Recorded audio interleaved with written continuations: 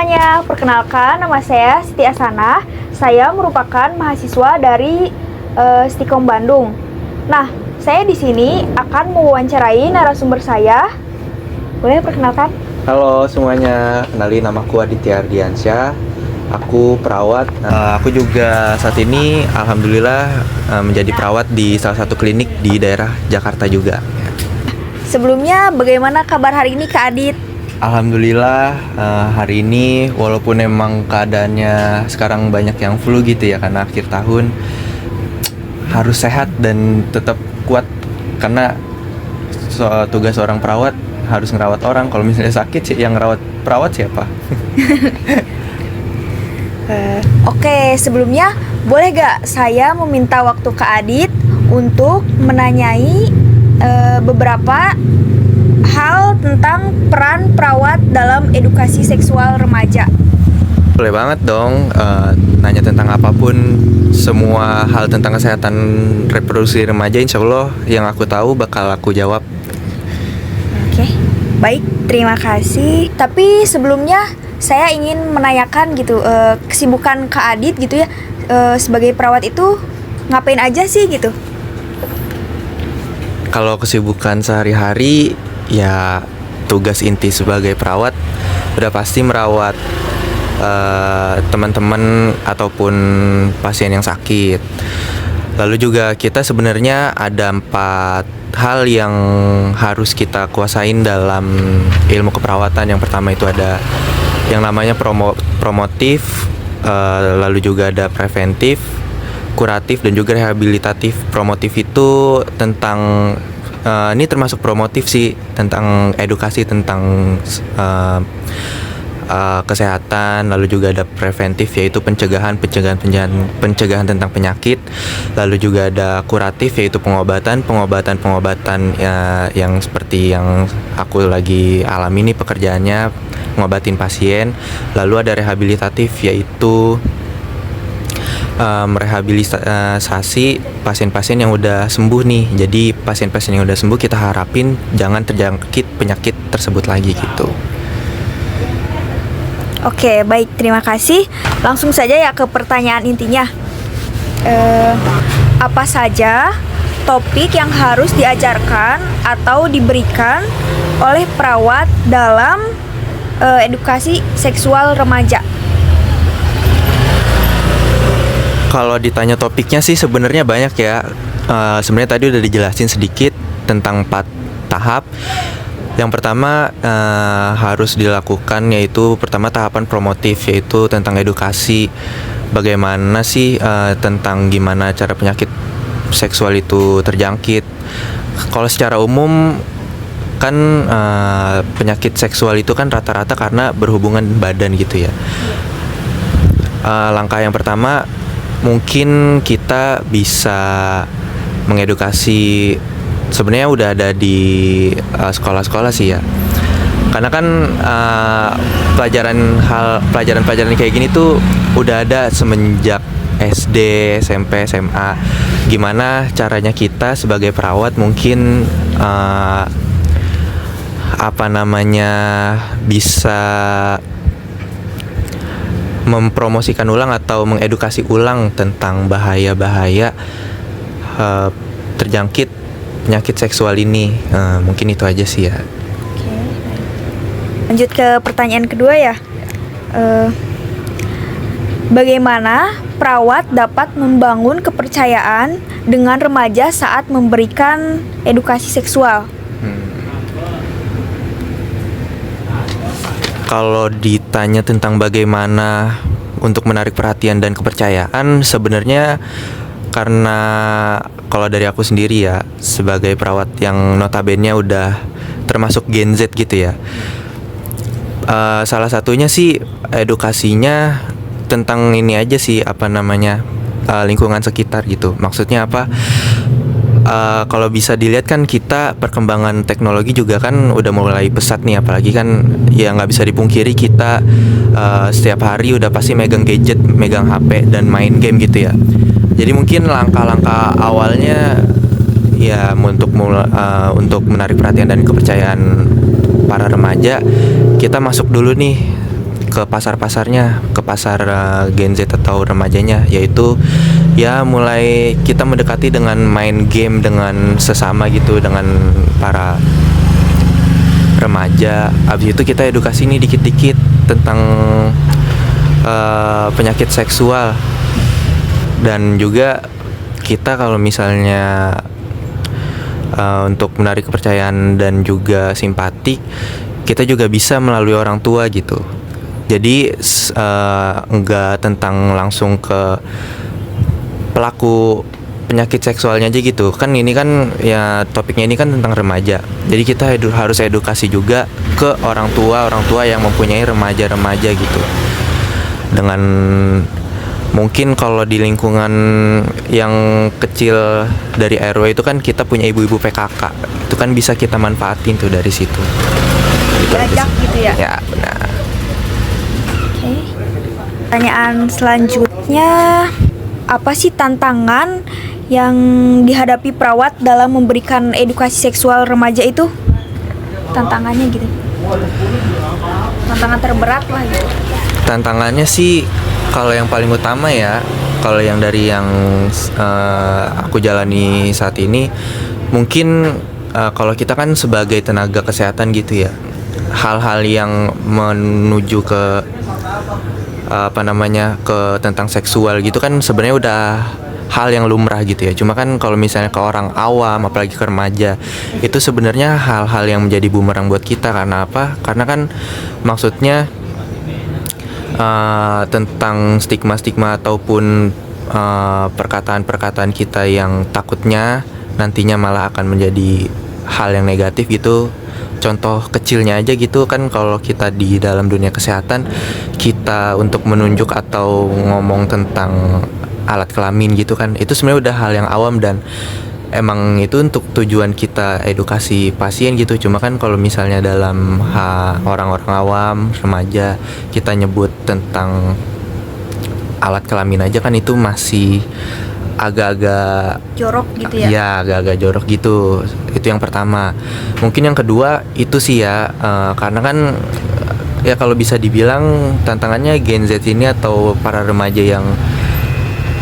remaja saat ini mungkin kalau bisa dibilang agak ngeyel dan juga keras kepala gitu ya. Jadi mungkin tantangannya dari situ, dan tadi udah aku sebutin juga makanya kenapa kita harus merangkul orang tua juga, karena kita biar ada power juga gitu. Jadi istilahnya kalau misalnya dari kita perawat nggak kena gitu, kita bisa mengandalkan orang tua untuk mengedukasi juga gitu. Itu aja sih. Oke nih Kak, masih ada satu pertanyaan terakhir. Apa sih pesan dari Kakak untuk para remaja agar terhindar dari hal-hal seksual gitu?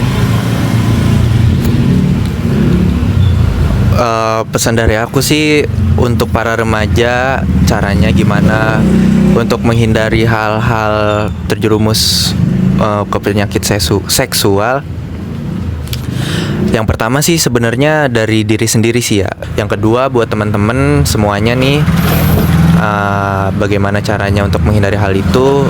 Yang pertama sih sebenarnya aku juga sebagai muslim, sebagai orang yang beragama Islam gitu ya, diajarkan gimana kita tidak berpacaran gitu ya.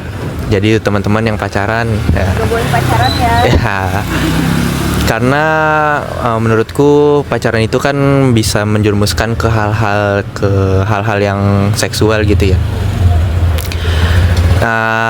Tanpa ngejudge juga, tanpa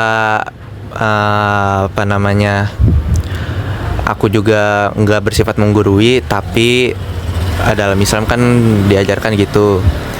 Lalu juga buat teman-teman yang non muslim juga kan, kalau misalnya memang tidak ada pelajaran seperti itu, aku harapin juga sih buat seenggaknya kalau untuk berhubungan seperti itu kan memakai pelindung gitu, memakai pengaman. Karena seperti yang udah dijelasin tadi awal kan ada hal-hal pencegahan gitu ya. Seenggaknya kalau misalnya emang nggak bisa buat mencegah hal yang menuju seksual, seenggaknya kita bisa mencegah penyakit dalam berhubungan seksual itu. Lalu juga kita mungkin nggak bisa ke remajanya aja ya. Kita nantinya sebagai orang tua ataupun nantinya nih video ini bakal ke orang tua siapa, aku sih berharap semoga para orang tua juga bisa mengedukasi anak-anaknya gitu, karena kan mau bagaimanapun kan guru pertama dan sekolah pertama anak itu kan orang tua gitu ya. Dan juga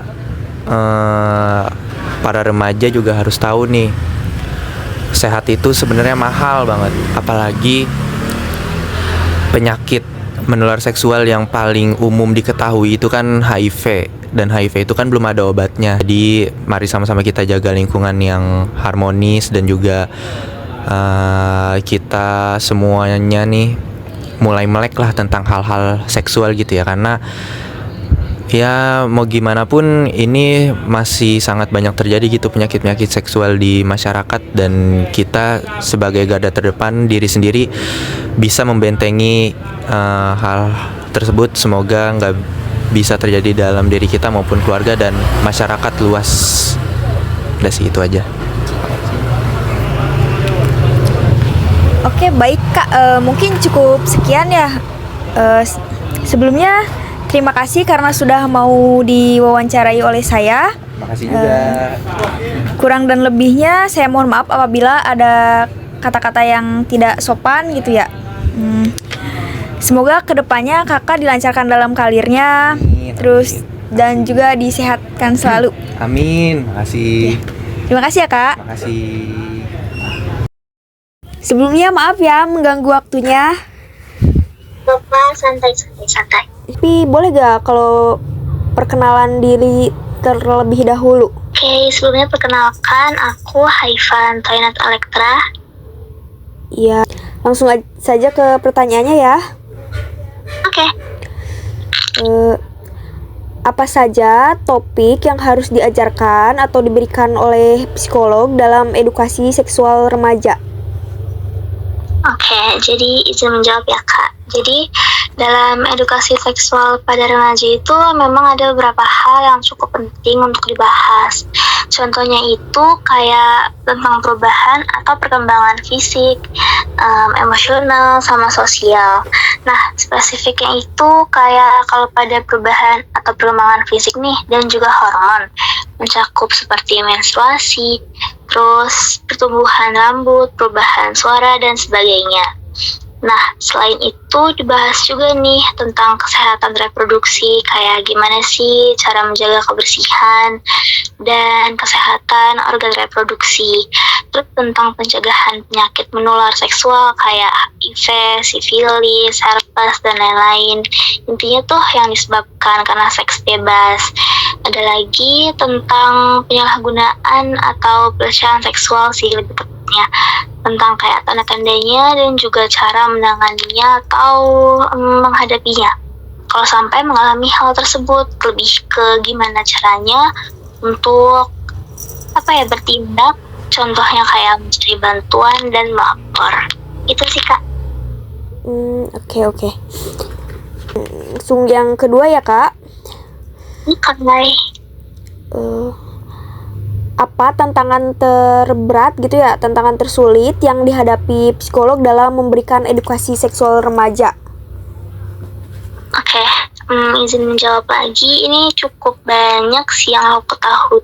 Jadi di antaranya tuh pertama, tantangannya sendiri tuh ada yang bakal ditemukan dalam memberikan edukasi seksual pada remaja ini, seperti kayak sikap konservatif gitu atau kayak sikap tabu gitu loh. Jadi mereka yang kita edukasi tuh seperti merasa enggan banget untuk membahas tentang edukasi seksual gitu, karena mereka masih menganggap itu tabu. Jadi berasanya kayak nggak pantas aja gitu dibahas secara detail atau umum.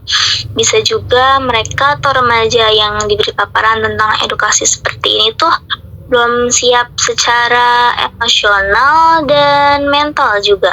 Jadi ujungnya kayak bakal merasa canggung banget untuk membahasnya.